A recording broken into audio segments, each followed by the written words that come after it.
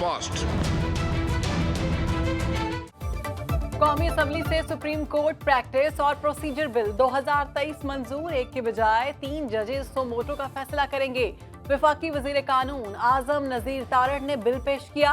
बोले, कानून साजी आईने पाकिस्तान के ऐन मुताबिक है।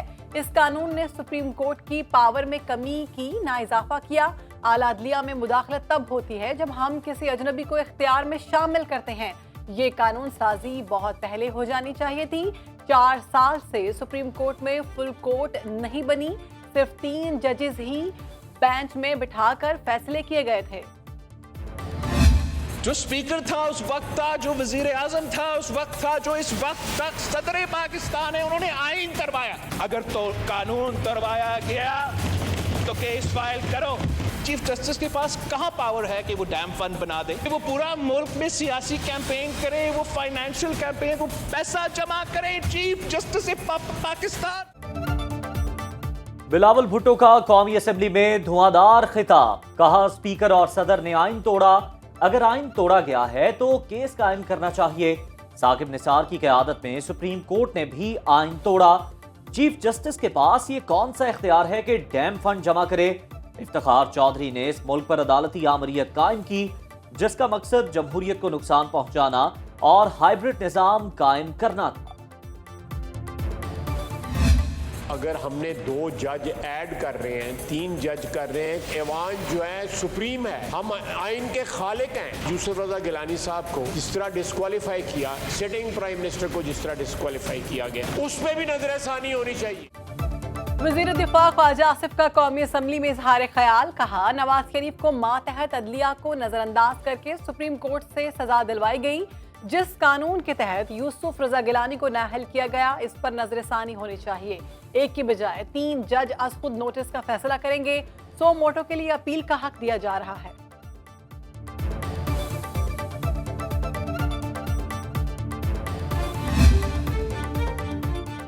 अदालती इस्लाहात बिल नाअहल सियासतदानों के लिए उम्मीद की किरण बन गया। साबिक वज़ीर आज़म नवाज शरीफ को अपील का हक मिल गया। बिल के निफाज के बाद यूसुफ रजा गिलानी और जहांगीर तरीन भी मासी के मुकदमात में अपील दायर कर सकेंगे।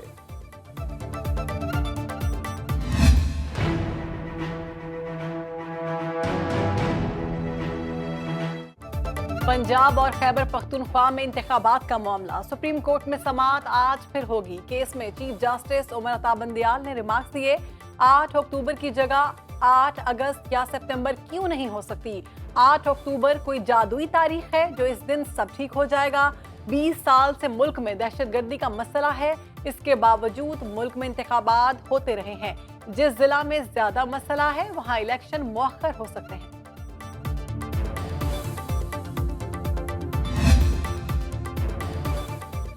जस्टिस जमाल मंदुखेल ने इलेक्शन की तारीख पर सवाल उठा दिया। रिमार्क्स दिए, 4 जजेस का फैसला ही अदालती फैसला है। जब अदालती ऑर्डर ही जारी नहीं हुआ, सदर ने तारीख कैसे दे दी। मैं अपने फैसले के एक एक लफ्ज पर कायम हूँ। सुप्रीम कोर्ट के अक्सरियती फैसले ने असकुत नोटिस को मुस्तरद किया था। जिस अदालती हुक्म पर तमाम जजेस के दस्तखत हैं वो कहाँ है। सुबह से पूछ रहा हूँ, कोई भी अदालती हुक्म सामने नहीं ला रहा। सदर मुमलिकत आरिफ अलवी कहते हैं पीटीआई दौर में अदालती इस्लाहात पर तवज्जो दिलाई, तब टाइमिंग बेहतर हो सकती थी। जमहूरी ताकतें आपस में लड़ें तो खतरा रहता है, आइन को मसख ना किया जाए। बोले, मैं कोई बात कहूं तो कहते हैं पीटीआई की राय है।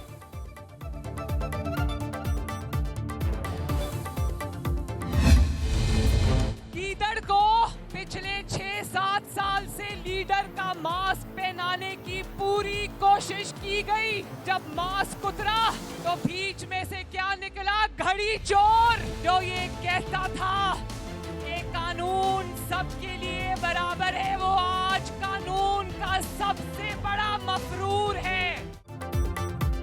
मरियम नवाज ने कप्तान को फिर आड़े हाथों ले लिया।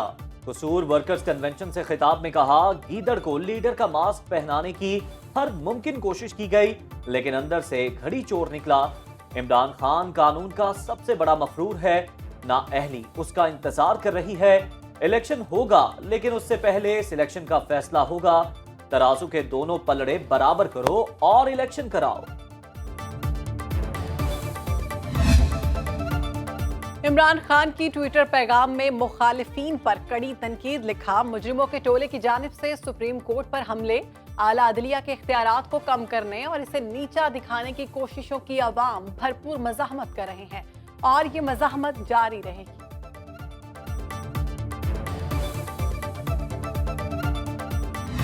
अगर दो असेंबलियों के इलेक्शन इस तरह से हुए जिस तरह से करवाने की कोशिश हो रही है और उसके बाद 3 असेंबलियों के इलेक्शन हुए, ना इन इलेक्शंस को कोई तस्लीम करेगा ना उन इलेक्शंस को कोई तस्लीम करेगा। राना सनाउल्लाह ने इलेक्शन इल्तवा केस पर लार्जर या फुल कोर्ट बेंच का मुतालबा कर दिया। कहा सुप्रीम कोर्ट का फैसला अंदरूनी मामला नहीं होता, इबहाम लार्जर बेंच ही दूर कर सकता है। तमाम असेंबलियों के इलेक्शन एक साथ ही होने चाहिए। इमरान खान की मकबूलियत कितनी है, जब मैदान सजेगा तो पता चल जाएगा। 3-2 या 4-7 वाला जो मसला था वो सेटल डाउन हो गया और इलेक्शन कमीशन ने सुप्रीम कोर्ट को बता दिया कि हम समझते हैं कि फैसला जो था वो 3-2 से था, लिहाजा हमने फैसला जो है उसके ऊपर अमल दरामद कर दिया है। पीटीआई रहनुमा फवाद चौधरी का कहना है 3-2 वाला मसला हल हो गया। अदालत ने इलेक्शन कमीशन से पूछा इंतखाबात क्यों नहीं करा रहे। ईसीपी के वकील ने जवाब दिया सिक्योरिटी और पैसे नहीं है। अगर सिक्योरिटी खराब है तो सारी पुलिस और रेंजर्स पीटीआई के बंदे क्यों उठा रही है। शेख रशीद बोले हुकूमत इंतखाबात कराने से घबरा रही है।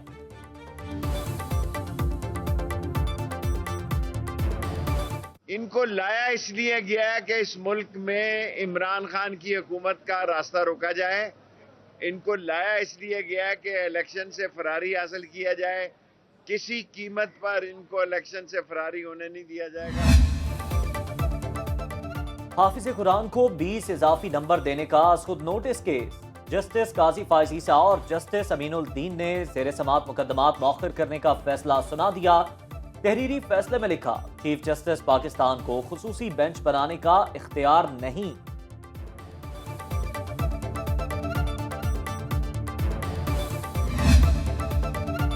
एमक्यूएम को एक बार फिर तहफ़्फ़ुज़ात। कन्वीनियर खालिद मकबूल सिद्दीकी की क़यादत में वफ़द की वज़ीर आज़म से मुलाकात, मरदमशुमारी और कराची के मसाइल से मुताल्लिक़ आगाह किया। शहबाज शरीफ ने तहफ़्फ़ुज़ात दूर करने की यकीन दहानी कराई।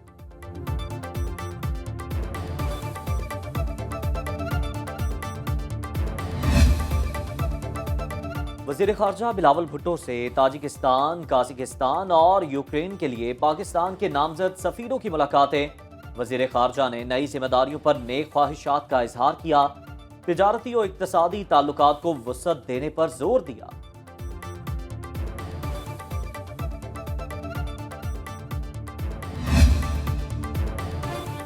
यूटिलिटी स्टोर्स पर रिलीफ नहीं, सिर्फ तकलीफ। कराची के बासी नाखुश, कहते हैं आटा आता है मगर मिलता नहीं। दीगर अशिया की कीमतों में भी कोई फर्क नहीं।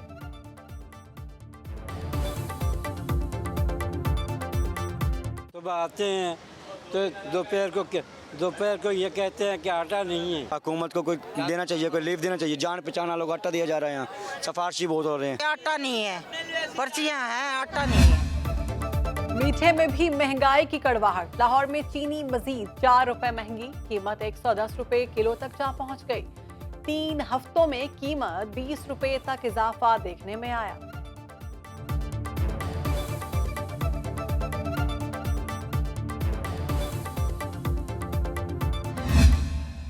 आइडिया है पेट्रोलियम डिवीजन का कि आप मोटरसाइकिल यूजर्स जो हैं उनको कम पे दीजिए, फराहम करें और जो हाई यानी जो बड़ी गाड़ियाँ उनके ज़्यादा लें। इस स्टेज पे हम ये चाह रहे हैं कि हमारा स्टाफ लेवल एग्रीमेंट हो जाए, IMF की भी ट्रांच आ जाए। हमारा फोकस ये कि हमारे बरादर ममालिक से फाइनेंसिंग का इंतज़ाम हो जाए ताकि SLA हो जाए।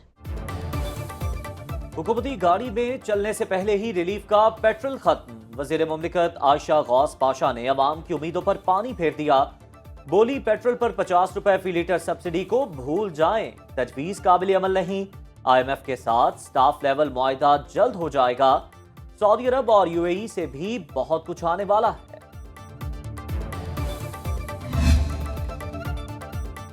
FATF के बाद एक और बड़ी कामयाबी, यूरोपीय यूनियन ने पाकिस्तान को हाई रिस्क ममालिक की फहरिस्त से निकाल दिया। यूरोप में तिजारत करने वाले पाकिस्तानियों के लिए मुश्किल शराइत खत्म।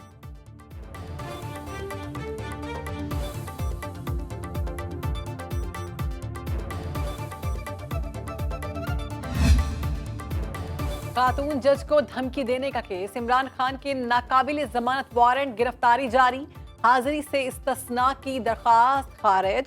सेशन कोर्ट इस्लामाबाद में सिविल जज मलिक अम्मान ने समाअत की। चेयरमैन PTI को 18 अप्रैल को अदालत में पेश करने का हुक्म।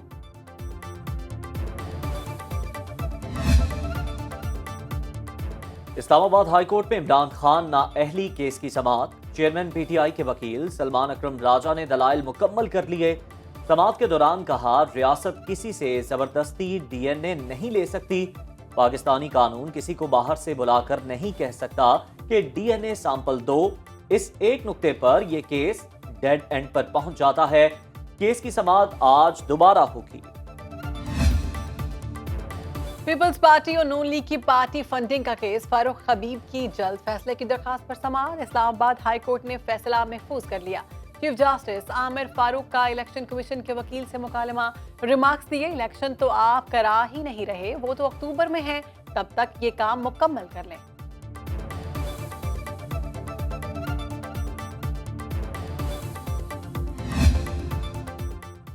मुल्क के कई शहरों में बादल जमकर बरसे। चमन, कोयटा, पंजगुर और गवादर में तूफानी बारिश, नशेबी इलाके से रेयाब। कराची में भी रिमझिम। गिलगित बल्तिस्तान और कश्मीर में बारिश का इम्कान, पहाड़ों पर बर्फबारी मुतवक्किल।